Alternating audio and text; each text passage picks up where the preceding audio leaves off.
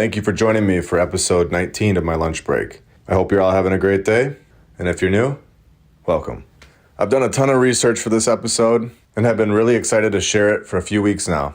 Here we go.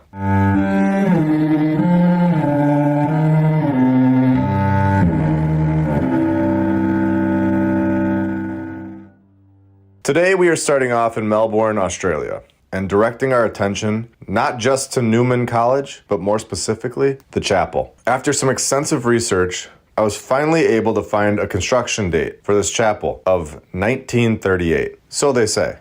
Home to two carved gargoyles, this chapel was yet another structure around the world with no construction company. I say this because it should be easily documented. This was not 500 years ago. This was supposedly 1938, only 85 years ago. No construction company. They do give us an architect. They tell us who funded the construction right here. The building of the chapel was made possible by the generosity of Mr. Patrick Brennan of Yarram, Victoria. Although substantial donations had already been made by Victorian Catholics to the Archbishop Carr Memorial Chapel Fund. They give us details where the material supposedly came from, so why leave out who actually built it? They couldn't just go one step further and tell us? I ask this question because this is not the first time they leave out the construction company in these stories. It's the nail in the coffin for me. It's one of the main clear giveaways that the building was from the old world. If they're unable to identify who exactly built this incredible structure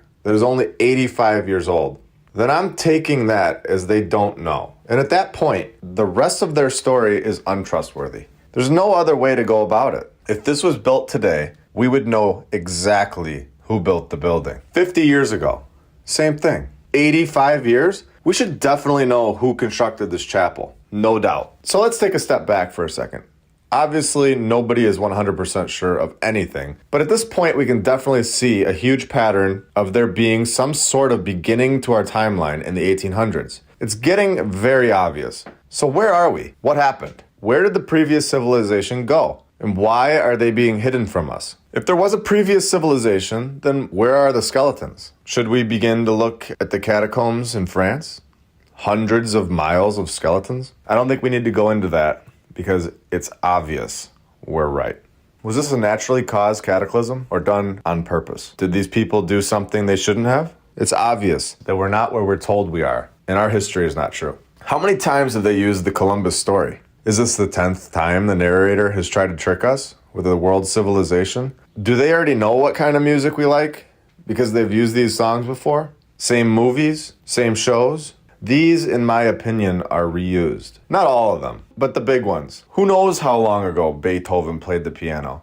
Or if he was even real? Anyone ever notice they use the same plot for these TV shows? Airplane crashes into island, people are lost, and they twist it a little? It's like they're using the same script even in our entertainment. These are the fundamental questions that should be held on to while we investigate further. Speaking of investigating further, let's continue. New York City, the Alwyn Court. These are now apartment buildings, but we know they are much deeper than that. Let's take a look together. This was built in 2 short years, from 1907 to 1909. Already sounding odd, but let's continue. The architect's name was Hard and Short. The building is 13 stories tall. Okay, so far so good, for the most part. At least no fires or anything that would give it away fully that it was an old world building. Oh no, wait. Oh yeah, here it is.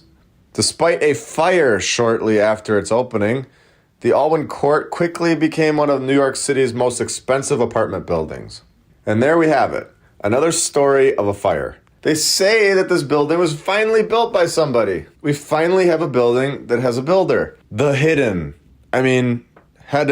Construction Company. Should we investigate the Hedden Construction Company and see exactly how they learned these incredible skills? Hey, why not? Let's take a look.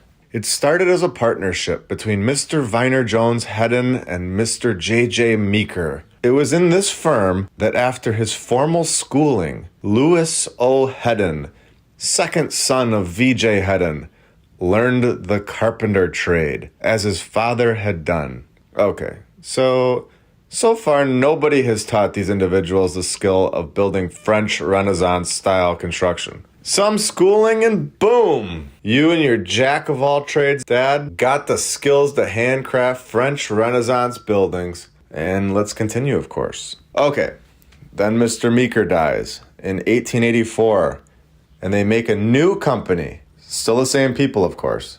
Same skills. And what do you know? Now, out of nowhere, they are building the world's tallest building. The Metropolitan Life Insurance Company Tower in New York City. Who's believing this? This is total nonsense. Hey, Pops, let's fix the fridge. Okay, now I'll be back. Just off to school in 1885. I'll be back with some knowledge to build the tallest building in the world. In French Renaissance style buildings. What kind of insane story is this? Should we give it even 1% chance of being true?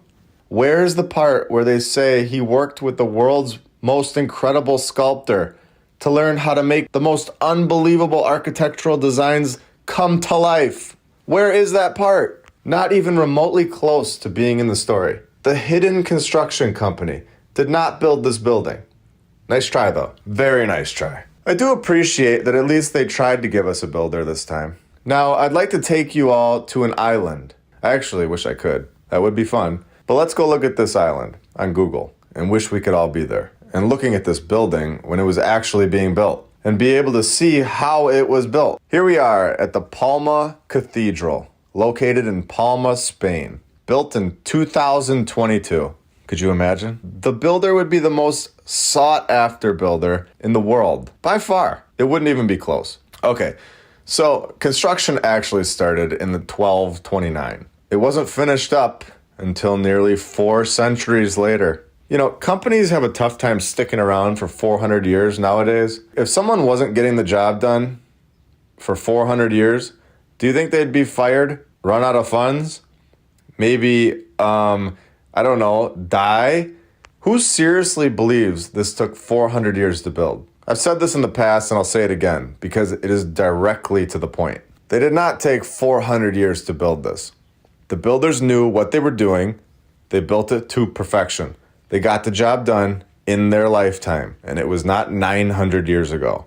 This was built by the previous civilization, and they were master builders. Now, knowing all of this, we are now going to get into the narrative and investigate. Who is the architect? Nobody? Which company built this? Unknown? Of course. But if you're not looking into this type of stuff, you're never going to ask that question. And since they lie, in my opinion, and say it was built 900 years ago, then it's too long ago to ask anyone today. Who would you ask? Nobody was alive 900 years ago, so they get away with it. They get away with the narrative that we don't know who built it or designed it, and they know that. Now, we haven't talked about the most insane part about this story. This was constructed 900 years ago on an island. Who was shipping the materials to this island in the Mediterranean Sea for 400 years? It's about 130 miles away from Barcelona. This is not a quick trip in the year 1229. So they have master builders and master shipping companies that work for 4 centuries. This is a great story. Please like, comment, and subscribe. I have a lot more on the way. We're just getting started, and I hope you all have a great day. I'm very thankful for you all. If you have anything you want me to cover in the future, just put it in the comments below and I'll check it out. I love reading all the comments. We also have a Twitter account now up and running, and I'll put that in the link in the description. Also, we're on Rumble. That will be in the description too, just so you guys never lose track of where we are. Again, I hope you all have a great day, and I'll be back very soon. See ya. Don't trust what you see. Don't listen to your senses. Trust what you